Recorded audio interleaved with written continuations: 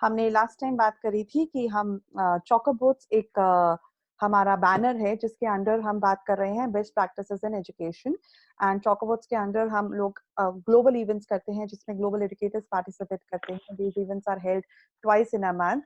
And this month, we are also having certain events which are more related to the innovations which are happening in education and how with minimum resources के साथ किस तरह से जो हमारे educators हैं government schools के अंदर वो बेस्ट टू बेस्ट यूटिलाइजेशन कर रहे हैं रिसोर्सेज का और बच्चों के लिए पेरेंट्स के लिए और पूरी कम्युनिटी को हेल्प कर रहे हैं. तो इन्हीं बातों के बारे में बात करने के लिए we have with us our educator for the day Suchita ma'am who is educator from Jharkhand. वो रांची डिस्ट्रिक्ट से बिलोंग करते हैं. बहुत ही अगर हम बात करें कि एक अच्छे सेटअप में काम करना is a very comfortable thing but एक ऐसे सेटअप में काम करना जहाँ पे आपको बहुत सारे चैलेंजेस आए. आप ऐसे इलाके में जाते हैं जहाँ पे आपको स्कूल के अंदर लगता है कि मैं कहाँ पे आ गई, यहाँ पे क्या करा जाएगा, किस तरह से हम बच्चों को पढ़ा सकते हैं. जब बच्चों की बेसिक नीड्स पूरी नहीं हो सकती तो अब पढ़ाई तो सेकेंडरी हो जाती है. तो ऐसे एक माहौल के अंदर जिसमें सिर्फ और सिर्फ ये चैलेंज नहीं था कि आपको एक बच्चों को पढ़ाने के लिए रिसोर्सेज नहीं है, फूड नहीं है, टेबल चेयर नहीं है, उसके अलावा आपकी खुद की सेफ्टी एक बहुत बड़ा चैलेंज है. ऐसे एरिया में रह के उन्होंने काम किया है. She is a national awardee. उन्होंने अपने काम के लिए बहुत सारे अवार्ड्स जीते हैं. उन्होंने अपने काम के लिए बहुत सारे एप्रिसिएशन जीता है और उनके पूरे काम को बहुत जगह पे सराहा गया है. तो ऐसे ही एक एजुकेटर से हम आज मिल रहे हैं सुचिता मैम से. Ma'am, welcome to the channel and thank you for giving us time today and thank you for connecting for letting us know कि जो आप काम कर रहे हैं और हमें परमिशन देने के लिए कि हम आपका काम लोगों तक पहुंचा सके. Welcome. Okay, good evening ma'am. Yes. तो मैं सुचिता मैम को क्वेश्चन करने से पहले उनकी पूरा बैकग्राउंड जानने से पहले मैं एक छोटा सा इंट्रोडक्शन वीडियो आप सबसे शेयर करना चाहती हूँ about the work she has done and किस तरह से वो वर्क इतना इन्फ्लुएंशियल रहा है कि उसने बहुत सारे चेंजेस करे हैं सोसाइटी के लिए. So here we will watch one short video about the work she has done and see that how छोटी छोटी कोशिशें छोटी-छोटी मतलब इनिशिएटिव्स कितना बड़ा एक बदलाव ला सकते हैं वो हम आगे के सेशन में बात करेंगे.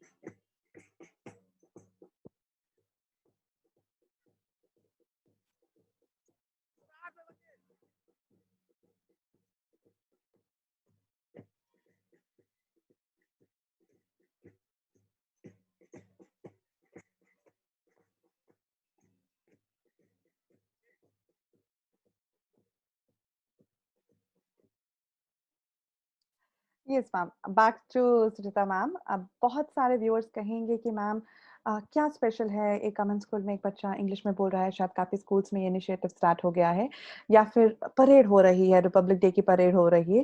बट इन छोटी-छोटी घटनाओं से कुछ बहुत ही गहरी कहानियाँ जुड़ी हैं, जो शायद आज हम मैम से जानना चाहेंगे। जब पहली बात मैंने इनसे बात करी, कुछ 2 हफ्ते पुरानी बात ही है, जब इनका मेरा पहली बार इंटरैक्शन हुआ और इन्होंने मुझे बताया कि सुबीना ने कहाँ से शुरुआत करी। कहते हैं ना, पहुँचना इज़ अ डिफरेंट स्टोरी। आप पहुँच क्या रहे हैं, आप अचीव क्या कर रहे हैं, बट आप शुरुआत कहाँ से कर रहे हैं, आप 0 से कर रहे हैं, आप 2 से कर रहे हैं, 5 से कर रहे हैं, उससे बहुत बड़ा डिफरेंस क्रिएट होता है आपकी सक्सेस जर्नी में। और जितना ज़्यादा वो नंबर छोटा होता है शुरुआती, उतनी अच्छी और इंटरेस्टिंग वो स्टोरी हो जाती है बताने में। और इसी वजह से मैं चाहती हूँ कि आज हम सुचिता मैम को सुनें और जानें कि वो जो स्टोरी है, जो एक बहुत ही प्यारी कहानी है कि ये जो परेड है, इस परेड से एसोसिएटेड एक कहानी है, जो शायद मैं मैम से जानना चाहूँगी और वो कहानी की शुरुआत होती है जब इन्होंने पहली बार ये स्कूल जॉइन किया था। तो मैम, मैं अच्छा। पूरी स्टोरी सुन चुकी हूँ आपसे और मैं बहुत ही इंस्पायर्ड हूँ आपके इंस्पिरेशन से, आपके भाव से, आपका डेडिकेशन से। शायद मैं भी एक महिला होने के नाते एक पल के लिए कहीं न कहीं घबरा जाती और सोचती कि नहीं, शायद एक स्टेप बैक कर लेना चाहिए, मुझे अपने परिवार के बारे में सोचना चाहिए। शायद आपने वो नहीं किया।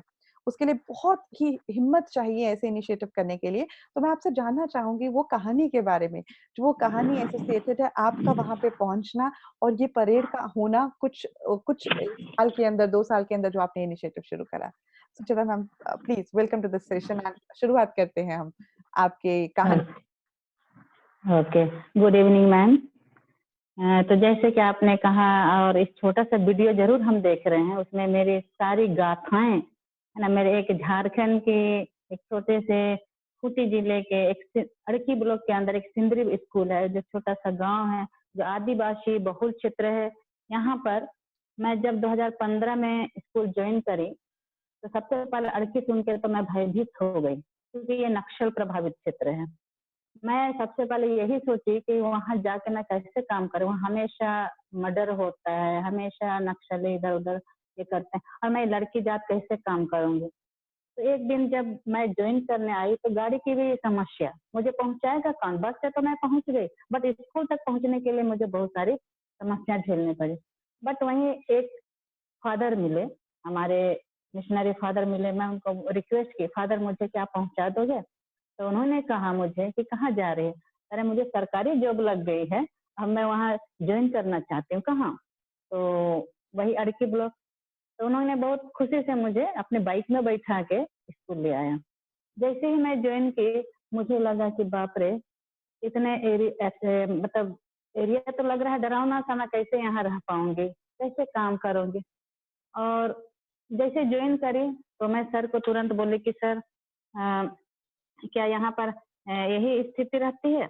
उन्होंने कहा हाँ मैम, क्या करेंगे, बट करना तो पड़ेगा ही, हम एक टीचर हैं। मैं वहीं पर सोच ली कि सचमुच में जब हम एक शिक्षिका हैं, तो मुझे कहीं भी रह के अपना कर्तव्य काम करना है। मैं सबसे पहले यही सोची कि जब नौकरी नहीं मिली थी, तो लग रहा था कि किसी भी क्षेत्र में मुझे जॉब मिल जाए तो मैं करने को तैयार हूँ। जब जॉब मिली, तो मुझे एक बार के लिए डर लगा कि मैं कैसे वहाँ काम करूंगी। पर मैंने हिम्मत नहीं हारा, क्योंकि मैं एक आदिवासी परिवार से आती हूँ। मैंने बहुत सारे दुख झेला है, गरीबी क्या है ना। और बहुत मेहनत करके मैंने आज ये टीचर का जॉब पाया है। और मैं जैसे ही इस जगह पे आई, बहुत सारे ऐसे गरीब बच्चे मेरे जैसे मिले, मेरे से भी बदतर गरीब, है ना, जो कि पैर में जूता नहीं है, शरीर में कपड़े नहीं है, और बिना यूनिफॉर्म के लोग आते थे।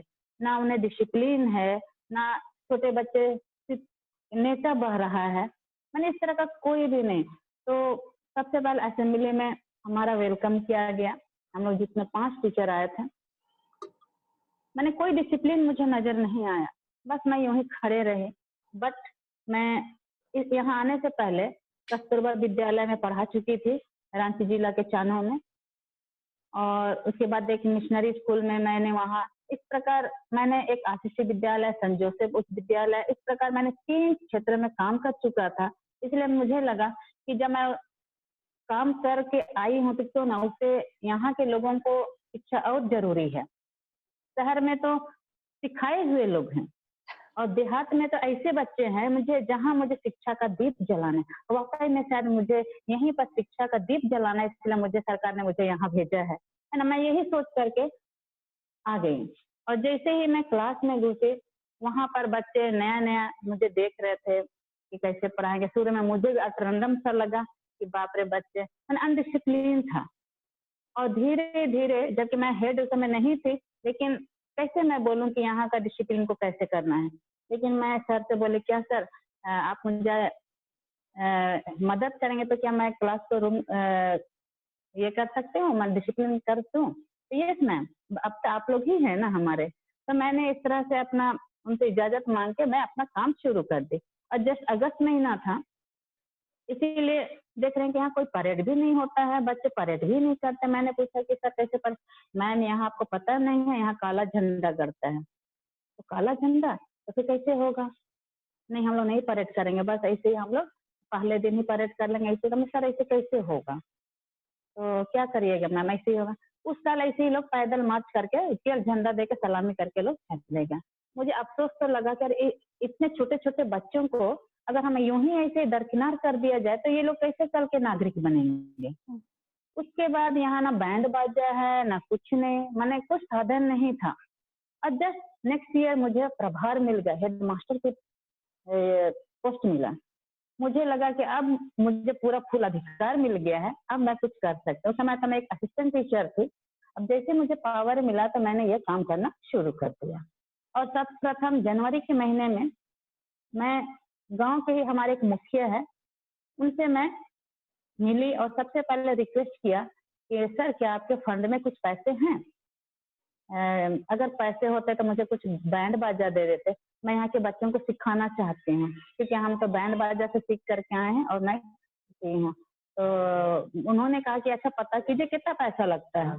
मैं दुकान गई, मुझे अंदर में एकदम बच्चों को सिखाने की जो इच्छा थी, मैं तुरंत स्कूल से, जो कि इतना दूर स्कूल है, शाम हो गया, मेरा घर जाते 5 बज गया। फिर भी मैं मेरे हस्बैंड को बोली कि चलिए ना, जो म्यूजिक दुकान है वहाँ चलते हैं। जब वहाँ गई तो उन्होंने बताया कि पूरा सेट लोगे तो 15,000 लगेगा और खाली एक-एक सामान लोगे तो आपको मैडम 8,000 में मिल जाएँगे। मैंने हस्बैंड से रिक्वेस्ट किया कि सुनिए ना, मेरे खातिर आप मुझे पैसा दीजिए ना। मेरे हस्बैंड ने कहा ठीक है, जब तुम बोलती हो तो मैं तुम्हें देता हूँ। और 8,000 मुझे मेरे हस्बैंड ने दिए और मैं एक बड़ा ड्रम और 2 छोटा और कुछ झुनझुनी मैंने खरीदा। और जैसे ही 26 जनवरी से पहले मैं 25 जनवरी को मैं लेकर के आई। तो बच्चों में इतनी खुशी आई और मैं तुरंत बच्चों को सिखाने लगी, बच्चे सीख गए। और देखिए मैं भी उस दिन बजाई, इसीलिए परेड बहुत अच्छा से हुआ। मेरे जो सर थे उन्होंने इतने खुश हुए और गाँव वाले भी खुश हो कि बाप रे! ये लोग कल परसों आई है मैडम लोग और विद्यालय इतना अच्छा, मतलब फर्स्ट डे ही छोटे बच्चे लोग भी जो केजी क्लास में है ना मैम, वे लोग भी मतलब परेड करने के लिए लाइन अप हो गए। माने मुझे लगा कि मुझे कमांड देने की आवश्यकता नहीं है, मेरा बैंड सुन करके ही पूरा स्कूल भर गया। और मानिए कि नहीं, इतना मतलब उस साल इतना बहाली हुआ कि एक क्लास में 193, 177 ऐसे बच्चे फुल हो गए। तो सभी ने मुझे कहा, सुचिता मैडम में कौन सा गुण है कि सारे बच्चे वहीं ज्वाइन करना चाह रहे हैं इसको? मैंने कहा कि मैंने कोई मंत्र नहीं पढ़ा, मैंने कोई मंत्र नहीं बोला जो यहाँ भीड़ लाया, बस मेरी बिहेवियर है और मैंने शायद वो ड्रम लाया इसीलिए भीड़ हो गई है। और वाकई में आज मैडम मेरे यहाँ बच्चे बहुत, छात्र संख्या ज्यादा है और मैं ड्रम के माध्यम से बच्चों को परेड सिखाती हूँ और हर बच्चे आजकल जो निकल जाते हैं वो उसको सिखाते हैं। ऐसे करते करते आज हम लोग मतलब मंच पर अच्छे से प्रदर्शन करते हैं। आपने तो वीडियो में देखा ही कि किस तरह से बच्चे अपने से कोशिश कर रहे हैं। और जी, जी, पहले हम लोग झंडा नहीं फहराते थे, अब मैं खुद मुखिया को बुलाती हूँ, मैं भी खुद अब झंडोत्तोलन करती हूँ। तो मुझे आजकल रांची में लोग बोलते हैं कि क्या आपको डर नहीं लगता? तो मैं बोली किस चीज़ का? वहाँ काला झंडा फहरता है। नहीं मेरे साथ ऐसा कुछ नहीं हुआ, भगवान की दया से शायद मैं अच्छी शिक्षा दे रही होंगी, गलत नहीं होगा तो शायद मेरे साथ कुछ नहीं होगा।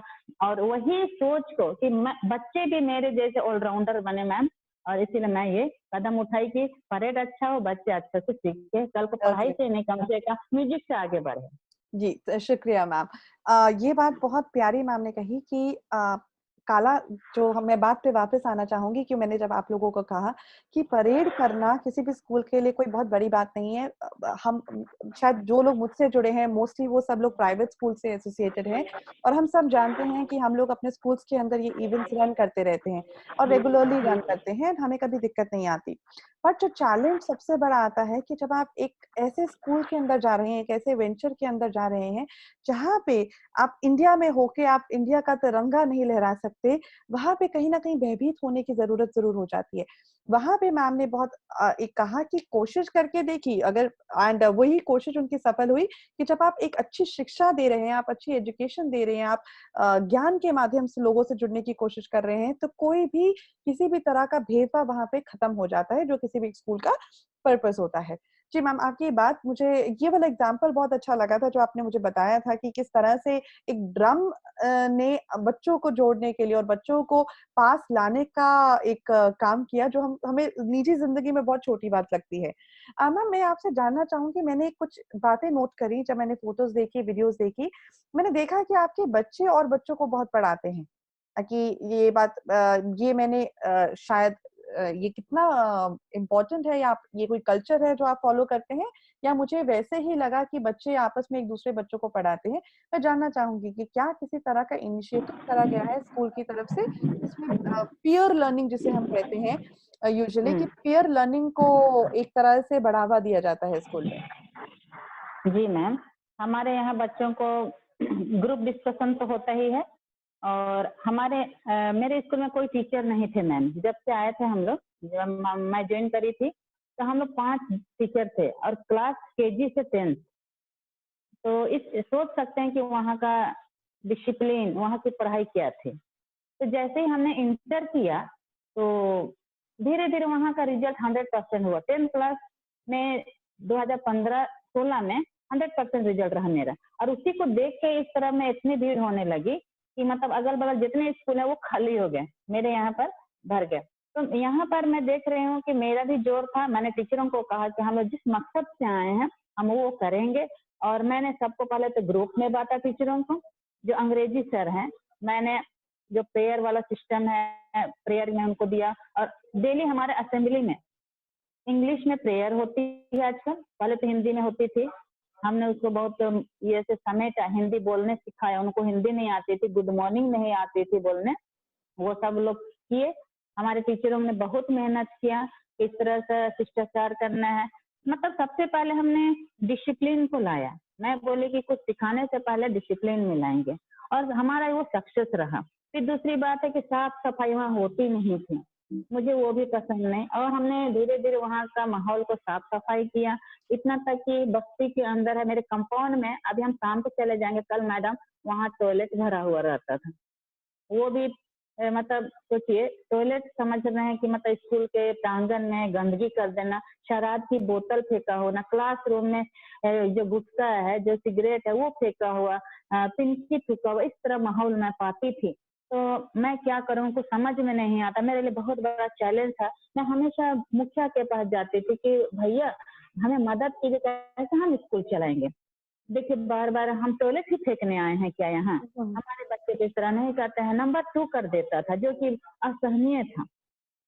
मतलब इस तरह हमें परेशान लोग करते थे कि मतलब मैडम जितना साफ करेंगे उतना गंदगी करेंगे। हमने मीटिंग बैठाई और मुखिया से कहा, तो मुखिया ने कहा ठीक है मैम, आप एक लेटर बनाओ और हम वहाँ साइन कर देते हैं।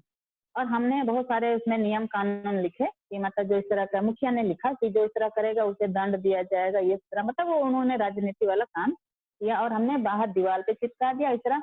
और हमने इस तरह से गांव वालों से मिलकर ये कदम उठाया, और आज साफ सफाई भी मेरा बहुत अच्छा है। और छात्रों की नियमित उपस्थिति यहाँ नहीं थी। जैसे खेती बाड़ी का समय आएगा, स्कूल एकदम खाली पड़ जाता था। और यहाँ एक टुसु मेला लगता है मैम, यहाँ का एक स्थानीय मेला है। एक वो पर्व जैसे आता था तो बच्चे जनवरी महीना जब तक 26 नहीं आएगा तब तक स्कूल नहीं आते थे, मतलब बहुत कम आते थे।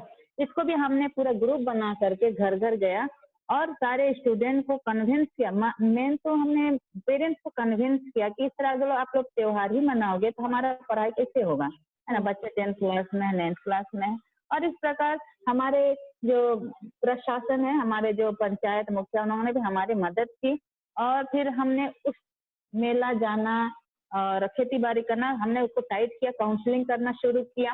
तो जिस बार काउंसलिंग नहीं होती थी, मैंने सबसे पहले वो कदम उठाया और जैसे काउंसलिंग शुरू की तो इसको सबों ने सराहा, गाँव वालों ने, मैम आप बहुत अच्छी हैं, ऐसा कभी पहले नहीं हुआ था। और इससे मुझे ये पता चला कि माने उनके पास पैसा नहीं है, किसी के पास खाने का नहीं है। काउंसलिंग करने से मुझे उनकी हर समस्या पता चली और जब काउंसलिंग बैठी तो मुझे ये भी पता चला कि यहाँ के लोगों में सोच क्या है। तो सबसे पहला सोच उन्होंने यही बोला कि लड़की बच्ची है इसलिए हम लोग नहीं भेजते हैं। क्यों? क्योंकि यहाँ नक्सल एरिया है मैडम, अगर इस तरह हम छोड़ देंगे तो कहीं अगर उसको उठा के ले जाएगा तो हम लोग को ये डर है। दूसरी बात है कि अगर इन्हें कोई अपहरण कर लिया तो हमारा इज्जत नहीं रहेगा। बहुत बढ़िया है। और इसी तरह उन्होंने ये भी कहा कि हमारे पास एक बच्चे के पास साइकिल है, अगर एक जन के पास नहीं है तो वो स्कूल नहीं आएंगे। तो इस तरह से उन्होंने बहुत हमारा ये मदद किया। फिर मैं अपनी एक भाषा है मैम, मुंडारी भाषा, उनको सबसे पहले मैं अपनी भाषा से उनको कन्विंस किया। उन्होंने बहुत खुश हुआ कि मैडम एक हमारी आदिवासी ट्राइब मैडम है, मुंडारी बोलती हैं और उसके बाद उन्होंने मेरी बातों को विश्वास किया और उसी विश्वास से आज सारी लड़कियां बची। जितने लड़के नहीं उतनी मेरे स्कूल में लड़कियां ज्यादा आपको मिलेंगी। मैंने पॉपुलेशन बढ़ गया और मैं बोली कि डरना नहीं है, मैं आपके साथ हूँ। और मैम उसके जगह में मैंने कराटे क्लास भी शुरू किया कि तुम लोग सेल्फ डिफेंस सीखो, जो कुछ करता है मेरे जैसे एकदम पंच लगा। मैं आज जो भी हूँ तो मैं भी पंच लगा के यहाँ पहुंची हूँ। तो फिर वो उस तरह हुआ। और दूसरी बात ऐसा है कि यहाँ डालसा हमने शुरू किया, आपने देखा ही होगा, है ना, कि मेरे यहाँ नियम कानून की भी पढ़ाई होती है। कोर्ट से कचहरी से लोग आते हैं और नियम के बारे की, जो कम उम्र में शादी करता है उसको हमें बता कि हम उन्हें जेल भेज दें। इस तरह से मैं भी डराने लगी पेरेंट्स को, अगर इस तरह करोगे तो हम लोग जेल भेज देंगे। और तब उन्होंने बहुत ये किया, सही में आप अच्छा बोल रही है मैडम, इस उम्र में हम लोग नहीं भेजेंगे, मतलब शादी नहीं कराएंगे। क्योंकि उधर का ये है ना कि मतलब कहीं किसी से गलत तो ना हो जाए, इसलिए वो 10th क्लास पहुंचने से पहले शादी कर देती थी। तो इस प्रकार आज धीरे धीरे वो शादी विवाह कम हो गया। वो मेला घूमना, जो धान काटना जाता था, मैं बोली कि धान तो कटेगा ही, रोपाएगा ही। हम जानते हैं कि हमारा स्रोत वही है, इनकम का स्रोत वही है, बट क्या करें, अगर हम पढ़ लेते हैं तो शायद उसके अपेक्षा हम ज्यादा कुछ कर पाएंगे। और इस प्रकार आज गार्जियन मोटिवेट हो चुके हैं, हमसे प्रभावित हो चुके हैं और सभी स्कूल भेजते हैं। और इस प्रकार हमारा ये टीचर, हमारे शिक्षक सभी हमारी मदद करते हैं और हम आज सफल हैं पढ़ाने में। Thank you ma'am, thank you very much Suchita ma'am. जो आपने बात करी है, मुझे जो सबसे ज़्यादा इन्फ्लुएंशियल बात लगी, सबसे ज़्यादा प्यारी बात लगी जो आपकी सभी बातों में, जब कि बहुत ही गहरी बात है वो, कि अगर एक माँ-बाप जो अपने बच्चे को स्कूल भेज रहा है, उसको इस बात का डर है कि मेरा बच्चा कल शाम को घर वापस आएगा या नहीं आएगा, वो कैसे उस बच्चे को स्कूल भेजेगा? वो बच्चा कहीं न कहीं वो माँ-बाप भी डरेगा। दूसरी बहुत इम्पोर्टेंट बात ये जानने को है कि जब बच्चे को खाने के लिए वो खेती-बाड़ी करनी पड़ेगी ताकि वो फसल को काट सके, उससे पैसा आ सके, जिससे उनका पूरा परिवार आने वाले 6 महीने तक चल सके, क्योंकि हमारा जो साइकिल रहता है एग्रीकल्चर का वो 6-6 महीने का रहता है, वो बहुत ज़्यादा इन्फ्लुएंस करता है। तो अगर बच्चे वहाँ जाएँगे और ऐसी एक्टिविटीज़ में पार्टिसिपेट करेंगे जो उन्हें इनकम दे रहा है, तो किस तरह से हम उन्हें ग्रो करवा सकते हैं। हम जब अपनी एजुकेशन सिस्टम की बात करते हैं तो हम हमेशा कहते हैं कि आप इंग्लिश प्रमोट करिए। मैं खुद कहती हूँ कि चाहिए, ज़रूरी है आज की डेट में, हम सब कहते हैं। पर ये बात भी सच है, जब आपको वो गहराई तक जाना है, किसी सिस्टम में जाना है, वहाँ की प्रॉब्लम को सॉल्व करना है, तो आपको उन लोगों की प्रॉब्लम को समझने के लिए उनकी भाषा को जानना, उनको जानने की बहुत ज़्यादा ज़रूरत है। और शायद वहीं पे आपकी जो एमए है मंडीरी भाषा में, जो मैंने पढ़ी थी, आपने कर रखी है, आपकी क्वालिफ़िकेशंस के अंदर थी, तो मुझे लगता है वो बहुत एडवांटेज दे गई आपको, कि कहीं न कहीं वो कनेक्टिविटी आप बिठा पाए, आप अपनी बात उनको गहराई तक पहुँचा पाए। और ये बहुत बढ़िया बात मैम आपने बताई मुझे कि ये बात को शायद हम लोग बहुत बड़े स्तर पे हम लोग एक्चुअली आजकल एजुकेशन को ले गए हैं, कि बच्चों को 10th करना है, +2 करना है, कितना पास परसेंटेज है, कितने बच्चे क्लियर कर रहे हैं, कितने नहीं कर रहे। पर जो सबसे इम्पोर्टेंट बात है, जो बच्चे स्कूल से ड्रॉप आउट कर रहे हैं, जो बच्चे स्कूल को डिसकंटिन्यू कर रहे हैं, जो लाइफ का इकलौता मौका अपनी एजुकेशन पूरे करने का खो रहे हैं क्योंकि उनकी कम उम्र में शादी की जा रही है, उस बात को हर कोई शायद नज़रअंदाज कर देता है कि वो हमारे स्टेटिस्टिक्स में बहुत ज्यादा इग्नोर्ड सेक्शन आ जाता है। और किसी भी स्कूल का वहां पे कहते हैं ना कि जस्टिफिकेशन नहीं है, वो बहुत आराम से एक डेटा बन के रह जाता है रजिस्टर के अंदर, ये बच्चा ड्रॉप आउट हो गया, दैट्स इट। बट आपने शायद वो एक स्टेप आगे लिया, आपने इस बात का पूरा ध्यान रखा कि उन बच्चों को वापस बुलाया जाए, उनको स्कूल के साथ जोड़ा जाए, उन पेरेंट्स के साथ स्ट्रिक्ट एक्शन लिया जाए, लीगल एजुकेशन दी जाए, फाइनेंशियल एजुकेशन दी जाए, ताकि पेरेंट्स और बच्चे दोनों एक एक स्तर पे आ सके। तो ये बहुत ही एक कहते हैं ना नेक सोच है जिसके साथ आपने ये सब काम किया। ना सुचिता मैम, मैं आपसे फर्दर जानना चाहूंगी कि जब मेरी आपसे बात चल रही थी पीछे, तो हमने कुछ काफी डिस्कशन करी और आपने मुझे बताया कि आर्ट और स्पोर्ट्स के अंदर आपके स्कूल ने बहुत काम किया है और आपके बच्चों ने जी आर्ट और स्पोर्ट्स के अंदर काफी डेडिकेशन दिखाया है, काफी काम किया है। मैं आर्ट्स और स्पोर्ट्स के बारे में जानना चाहूंगी कि और मैंने बच्चों की पेंटिंग्स भी देखी वीडियो के अंदर, उन्होंने बहुत अच्छा काम किया है। किस तरह से आपने आर्ट्स और स्पोर्ट्स में काम किया, अगर आप बता सके हमें। जब मैं छोटी थी मैम, जब 6 क्लास में थी, तब से मेरे मन में खेलने का जज्बा जगा और मैं हॉकी खेलती थी। Hockey, football, karate, weight lifter, मैंने बहुत सारे खेल खेले हैं स्पोर्ट्स में। तो मैं सोच ली थी कि जैसे ही मैं अगर टीचर बनूं तो मैं अपने अंदर जितने भी गुण हैं उनको बच्चों में डालूं। और ऐसा हुआ कि मैं जिस बार अ, इस एरिया में आई अड़की में, तो देखी कि बच्चों में पढ़ाई में मतलब कमजोर थे कुछ बच्चे, ठीक है। तो हर सैटरडे मैंने एक को करिकुलर एक्टिविटी रखा है, जैसे संगीत है, चित्रांकन है, डांसिंग है, क्राफ्ट है। और इस तरह आपने देखा भी हो कि मैंने किचन गार्डन भी बनाया। तो बहुत सारे बच्चों में अलग अलग गुण हैं। मैंने सोचा कि ये पढ़ाई में के साथ अगर को करिकुलर एक्टिविटी भी करेंगे तो शायद ये बहुत अच्छे करेंगे। तो जब मैं खिलाना शुरू की, गेम कराना, तो देखे कि बच्चे बहुत अच्छे करने लगे। मैंने वहाँ सिलेक्शन किया, अरे हाँ तुम गा सकता है, तुम खेल सकता है, कुछ पेंटिंग कर सकता है। मैंने वहीं पर सबको चुन लिया। और इस प्रकार जैसे ही ब्लॉक स्तर से स्टेट लेवल पर या जिला स्तर पर मुझे इनवाइट किया जाता है, मैं तुरंत टीम लेकर के जाती हूँ। तो मुझे बहुत सारे टीचरों ने कहा, मैम आप वास्तव में हैं क्या? मैंने सोची मतलब आप बोलना क्या चाह रहे हैं? तो जब मीटिंग होती है, स्टेट मीटिंग, तब आप वहाँ रहते हैं, गेम होता है तो फिर आप वहाँ दिखती हैं। मैंने एक ही शब्द कहा कि मैं ऑलराउंडर हूँ। मैंने भी अपने जमाने में स्टेट लेवल पर सर्टिफिकेट हासिल कर लिया है। स्टेट लेवल पर मैंने भी खेल के आ चुका है। तो मुझे लगता है कि मेरे बच्चे पढ़ाई नहीं कर सकते, कम से कम खेल से वो आगे बढ़े। और इस प्रकार मेरे पास हॉकी खरीदने के लिए पैसा नहीं है मैम, क्योंकि मेरा स्कूल इतना मतलब गरीब है कि मैं इतना फाइनेंस हॉकी नहीं खरीद सकती, स्टिक का दाम बहुत है।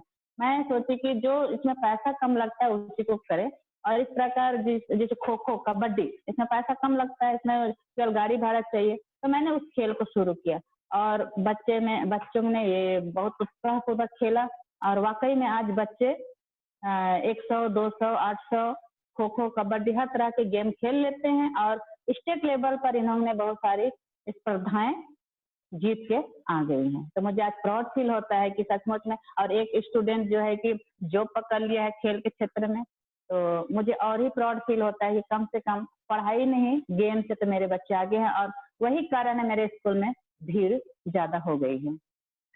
Thank you very much ma'am. मुझे लगता है सुचिता मैम थोड़ा सा वीडियो का इशू आ रहा है एंड व्यूअर्स माफी चाहेंगे, बट मैम जिस एरिया से हमसे कनेक्टेड है, आपने देखा होगा बार बार लाइट का फ्लक्चुएशन है, बार बार हमें कनेक्टिविटी का थोड़ा सा चैलेंज है। मुझे पक्का जी विश्वास है जी कि मैम की बात आप लोगों तक जरूर पहुंच पाई है।